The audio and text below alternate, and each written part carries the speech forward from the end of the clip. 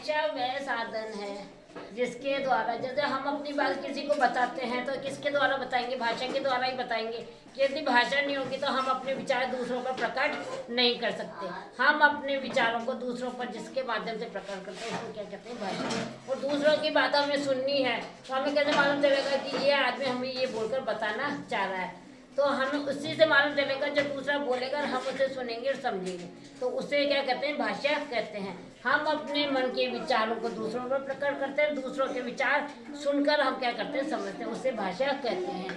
भाषा की परिभाषा देखिए, भाषा वह साधन है जिसके द्वारा हम अपने मन के विचारों का एक दूसरे के साथ आदान प्रदान करते हैं, उसे भाषा कहते हैं।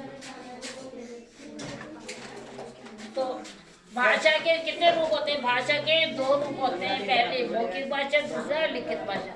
मौखिक भाषा वह होती है उसमें स्थायित्व नहीं होता, अभी बोला 10 मिनट बाद ही आप अपनी बात से पलट सकते हो, तो वो स्थायित्व नहीं होता। और लिखित भाषा आपने एक बार लिख के दे दिया, उसमें स्थायित्व होता है, आप उस बात से पलट नहीं सकते कि जो लिख दिया तो वो लिख ही दिया है। तो मौखिक भाषा वह भाषा होती है जिसके द्वारा हम अपने विचार बोलकर दूसरों पर प्रकट करते हैं, जबकि दूसरों के विचार सुनकर समझते हैं, उसे मौखिक भाषा कहते हैं। जब दूसरों ने बोला उसे हमने सुना, सुनकर हमने क्या करा, उस बात को समझ लिया।